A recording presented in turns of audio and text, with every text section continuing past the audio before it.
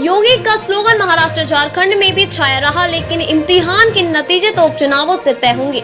उपचुनावों का अलग महत्व होता है, लेकिन 5 साल पर होने वाले चुनावों जितनी नहीं।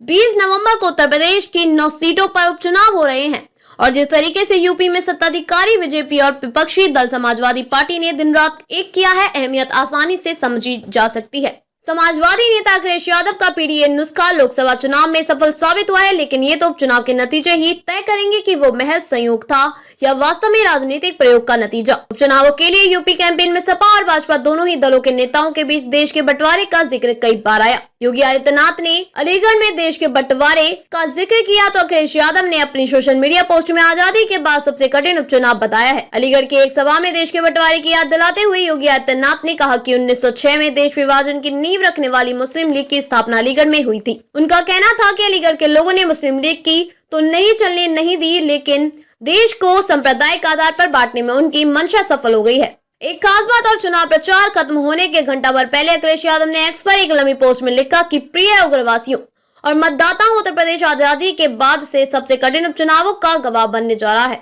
ये उपचुनाव नहीं है, ये रुका चुनाव है जो ऊपर के भविष्य का रुख तय करेंगे।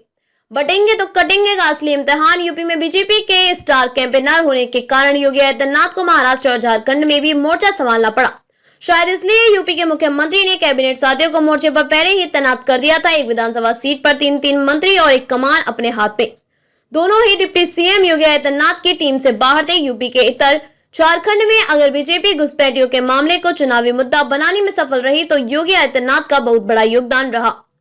खासकर उनके नए स्लोगन का चुनाव कैंपेन शुरू होने से पहले ही योगी आदित्यनाथ ने आगरा में बटेंगे तो कटेंगे का नारा दिया था और उसके लिए बांग्लादेश के घटनाक्रम का ही हवाला दिया था। बेशक योगी आदित्यनाथ के स्लोगन वाले पोस्टर तो यूपी में भी लगे थे और महाराष्ट्र में भी, लेकिन योगी आदित्यनाथ के लिए तो सबसे महत्वपूर्ण यूपी के उपचुनाव ही है। भले ही महाराष्ट्र में डिप्टी सीएम अजित पवार और कुछ बीजेपी नेताओं ने खुलकर योगी आदित्यनाथ के नारे का विरोध किया, लेकिन असर तो हरियाणा विधानसभा चुनाव में देखा जा चुका है। विरोध की बात करें तो एक बार यूपी के डिप्टी सीएम केशव प्रसाद मौर्य ने भी खुद को योगी आदित्यनाथ के नारे से अलग कर लिया था, लेकिन बाद में कहने लगे कि वो योगी आदित्यनाथ के स्लोगन बटेंगे तो कटेंगे के साथ साथ प्रधानमंत्री नरेंद्र मोदी का एक नया नारा एक है तो सेफ है का भी समर्थन करते हैं। बीजेपी के हिसाब से महत्वपूर्ण तो महाराष्ट्र और झारखंड के नतीजे भी होंगे, लेकिन योगी आदित्यनाथ के लिए तो यूपी के उपचुनाव के नतीजे ही ज्यादा मायने रखते हैं। लोकसभा चुनाव के नतीजे आने के बाद योगी आदित्यनाथ के विरोधी कटघरे में खड़ा करने लगे थे, लेकिन बाद में चुप भी हो गए। चुप भले हो गए, लेकिन शोर तो नहीं ही थमा होगा। योगी आदित्यनाथ भी जानते हैं उपचुनाव के नतीजे सारे सवालों के जवाब होंगे। उपचुनावों के नतीजे सारे सवालों के जवाब होंगे, बशर्ते आंसर सीट पर सवालों के जवाब सही लिख कर आ रहे हों।